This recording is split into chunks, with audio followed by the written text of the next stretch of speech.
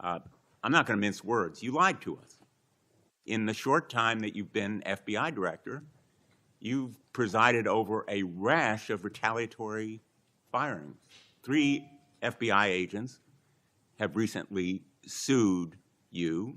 They are FBI agents with 60 years between them of distinguished service, rescuing hostages, saving kids from predators, dismantling drug cartels, and their allegations, their civil allegations. The entire hearing changed in seconds. Blumenthal pulled out Kash Patel's own confirmation promise, read it back to him word for word, and then accused the FBI director of doing the exact opposite once he took power. Patel had promised there would be no political retaliation inside the Bureau. But now veteran FBI officials were alleging retaliatory firings, political pressure, and a complete betrayal of that commitment. And when Blumenthal finally said, "You lied to us," Patel suddenly looked like a director being forced to defend far more than a personnel decision. He was defending his credibility.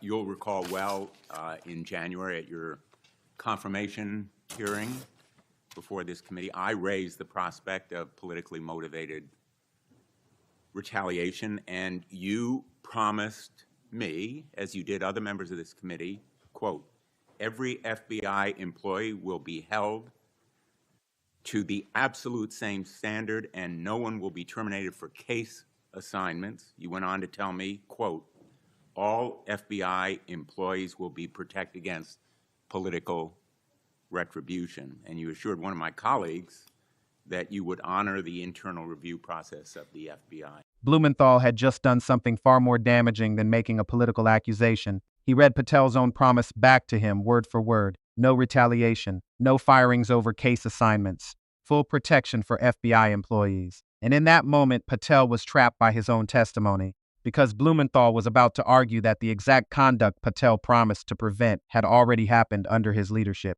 What came next turned the hearing from routine oversight into a direct attack on the FBI director's credibility. I'm not going to mince words. You lied to us. In the short time that you've been FBI director, you've presided over a rash of retaliatory firings.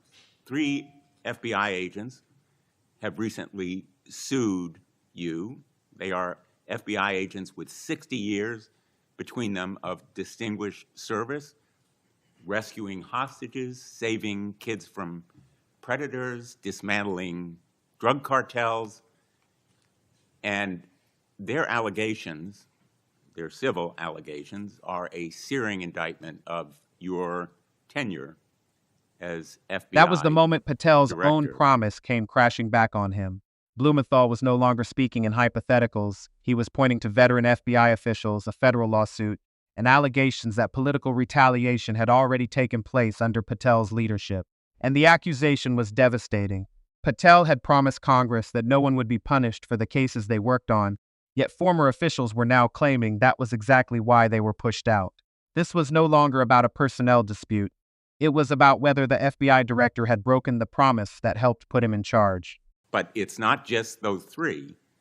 The FBI Agents Association has said that your actions, quote, "distract agents from their work, foster fear that their assignments could cost them their careers, either now or under the next administration, and increase the risk of criminal and national security threats by undermining unity and morale within the Bureau," end quote. This association, as you know, is voluntary. It represents 14,000 members, 90% of all the active agents. These are your employees saying that your performance has been unqualified and unfit.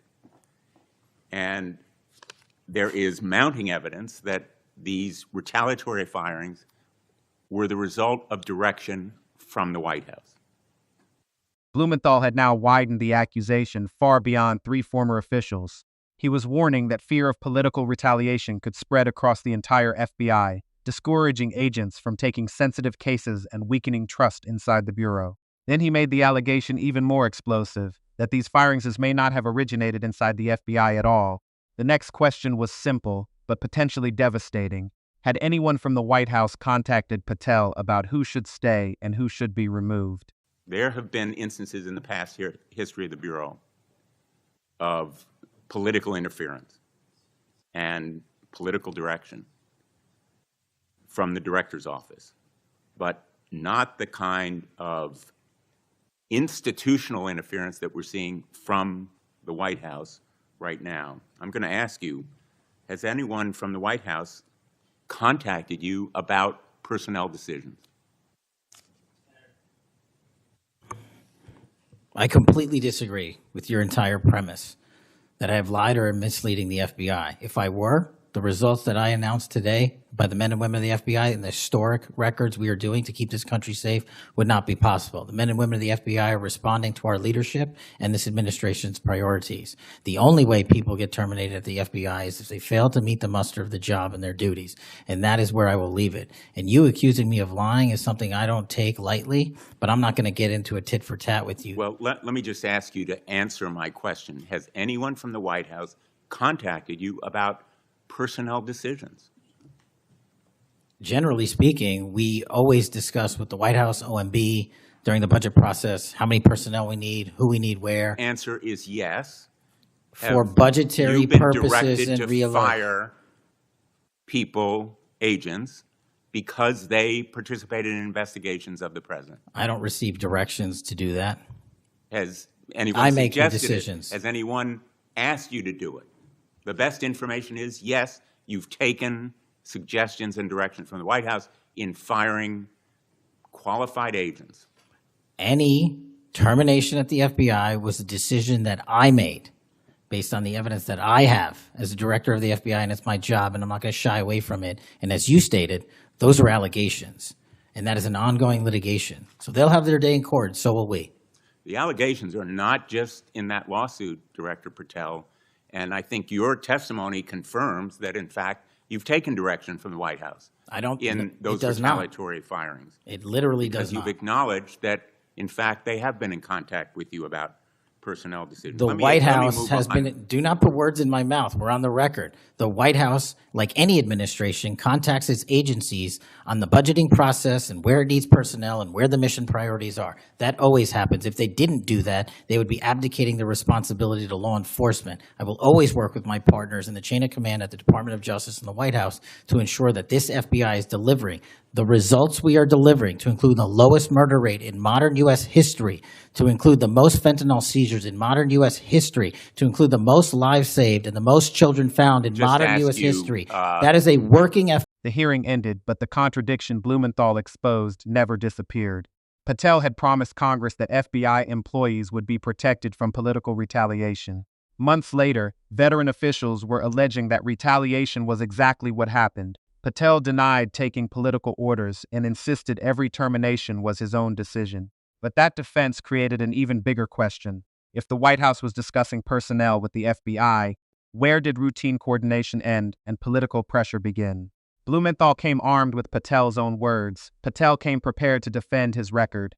After watching the full exchange, do you believe the FBI director kept his promise? Or did Congress just catch him breaking it?